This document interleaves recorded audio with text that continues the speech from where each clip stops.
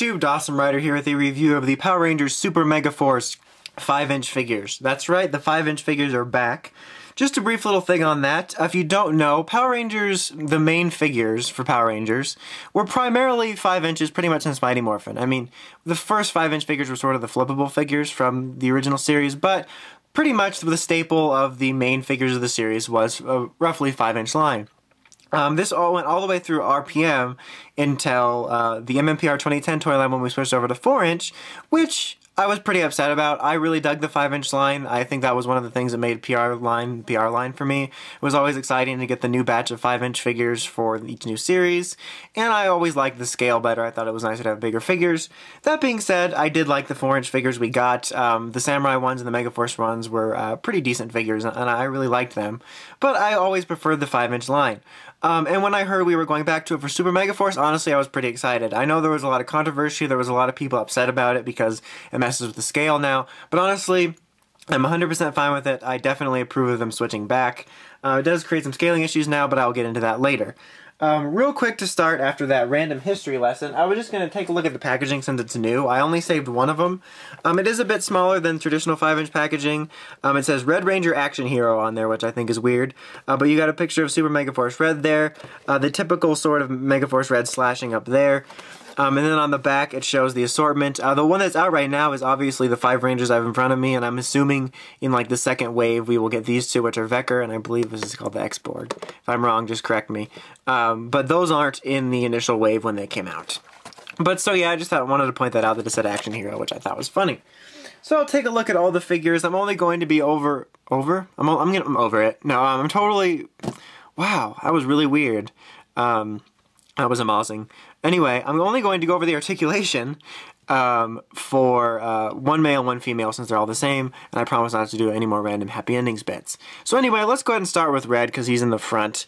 So these figures, to be honest, as excited as I was for them, I am a bit disappointed in them. Wow, I'm talking really weird in this review.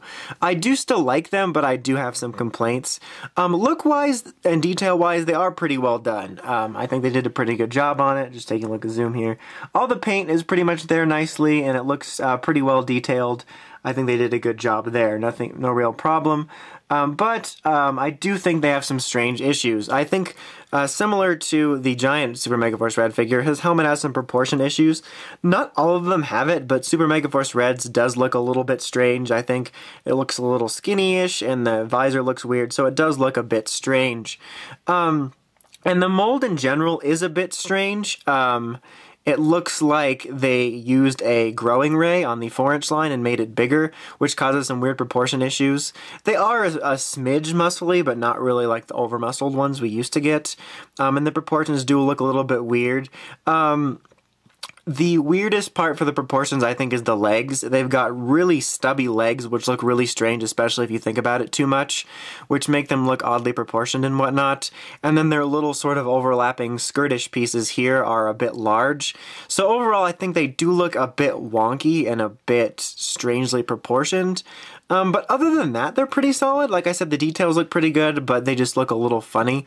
They do each come with a Super Mega Saber and a Super Mega Blaster, which are the traditional non-painted PR weapons. It looks like they're black instead of gray. Nothing really to write home about. They each come with one of each. Obviously, from the footage, you know that they mix and match them, so you can do that accordingly, but it makes sense they would all come with one of each. Articulation-wise, the male mold, pretty well articulated, pretty much standard what you've come to expect. You got this hinge joint here, which allows for a solid range of movement, 360 in and out. You got some swiveling here. You got a single elbow joint, swiveling at the fist. His legs are on a bit of a hinge joint. They're actually fairly substantially blocked by this sort of skirt piece here. And then a single knee joint there, some swiveling. His chest does not swivel. His head can go around 360, like it's made that way, but you can't do it because of the collar. So a little limited, but pretty much what you've come to expect. I'm not going to put the weapons back in his hands because I'm going to be using him for my main comparison to other figures, just so you know. Now I'm going to go ahead and do pink so we can do a female mold. Pink looks pretty solid, I think. her proportions aren't that bad. So like some of the older 5-inch PR figures, she does look a little bit skinny, but really not so bad. Her helmet really isn't that badly proportioned. And like with Red, all of her details are pretty well done. I like how I say all of her details are well done. Looks at boobs. Anyway, overall, yeah, not that bad. And the skirt doesn't really suffer from that pieces since it's a full-on skirt and it doesn't, you know, branch out too much. And for whatever reason, even though their legs are the same, the legs on the girls don't look quite as stubby. So I actually think that just aesthetically, just standing there, the girl figures actually look a bit better. Articulation-wise, they're primarily the same though. You have the same joint here, just smaller arms, same range of motion, same elbow joint, same swiveling. The leg joints have pretty much all the possibilities as the guys do, except the skirt pieces completely hinder that, so you can really only get this. You still do get the knee joint here and the swiveling and the head swiveling, but the girls are a little less hindered in some areas and a little more in others. That sounds like I'm talking about gender issues, but anyway, still pretty much what you've come to expect. The skirt piece is actually really solid, which is difficult to work with. I know like in the Jungle Fury line, the girl's skirt piece was a little bit more of a soft plastic, so I know people that would like cut it a little bit to give her a little more range of motion. But yeah, that is pink. Taking a look at green now, obviously the articulation is going to be the exact same as red, so I'm not going to bother going over it. But he looks pretty solid. He looks definitely a little beefier for the way green looks in the show. But his helmet doesn't suffer from quite as many issues, I don't think. It still doesn't look quite as accurate as it could, but yeah, not quite as much as red for me. But still a pretty decent looking figure. He still suffers from the sort of stubby looking problem.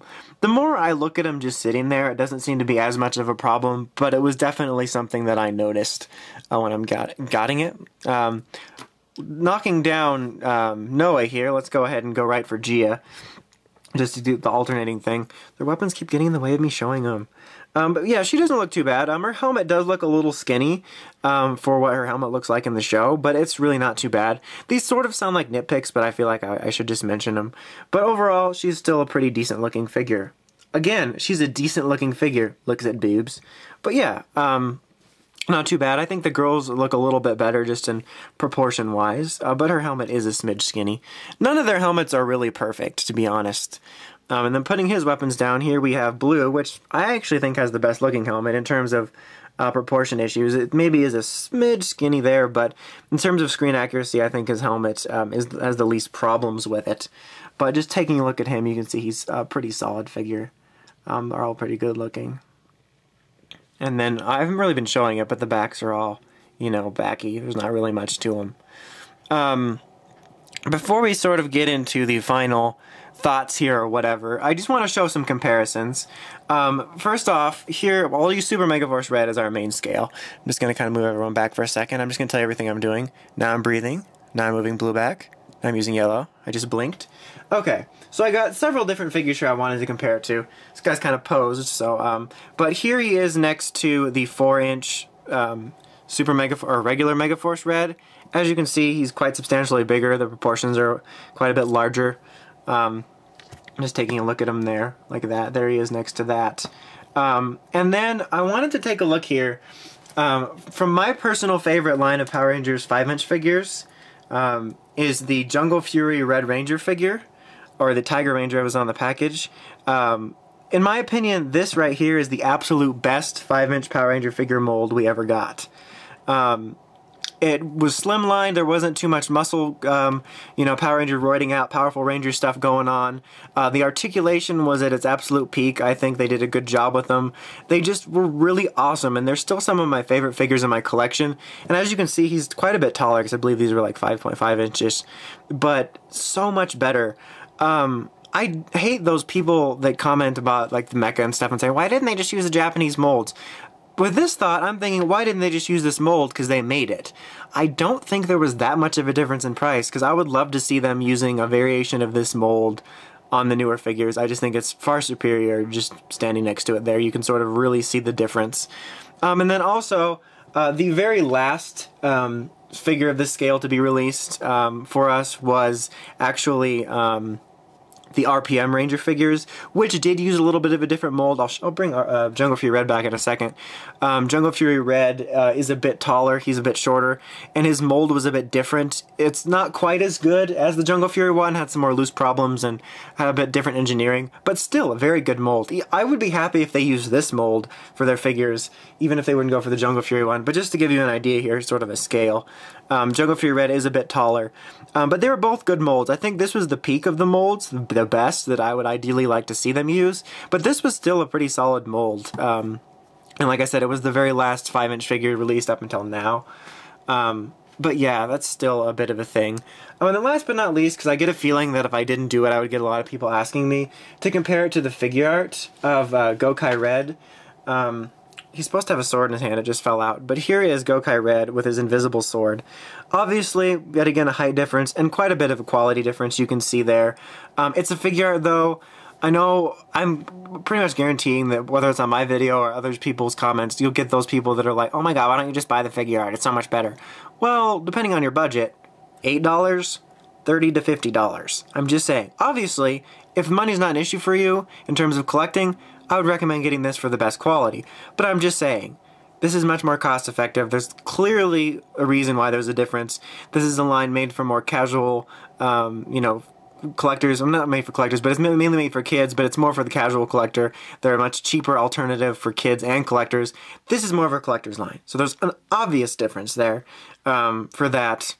And there's no way I would really expect them to include figure arts level quality in the basic 5-inch line, but I would like to see the return to some of the Jungle Fury RPM figure quality. And so yeah, I just thought I would show that, but there's really no comparison there. Like, I never think that they'll include some of the stuff they have in figure arts in this. So overall, I am a smidge disappointed in these in terms of the way they look. I do much prefer the older 5-inch molds, but I still do like these figures. My main problems come from their strange stature. They have a really strange proportion issue to them. But other than that, I think they're still solid figures. I don't want you to think I hate them. I'm definitely disappointed, but I still think if you want some good affordable representations of the Super Megaforce Rangers, they're still solid figures. The paint all looks decent on them. The mold, even though it is kind of strangely proportioned, isn't that big of a deal. The more time I spend with them, the less of an issue it is. And, I forgot my last point. Oh, the mold itself, in terms of articulation, no problems with loose joints or anything. I know there was some sort of on and off problems with the 4-inch line and even with like the RPM figures, but I've had these, messed around with them quite a bit, and I don't have any loose joint problems. I'm not saying that might not be one later, but for right now, they're solid figures in terms of that.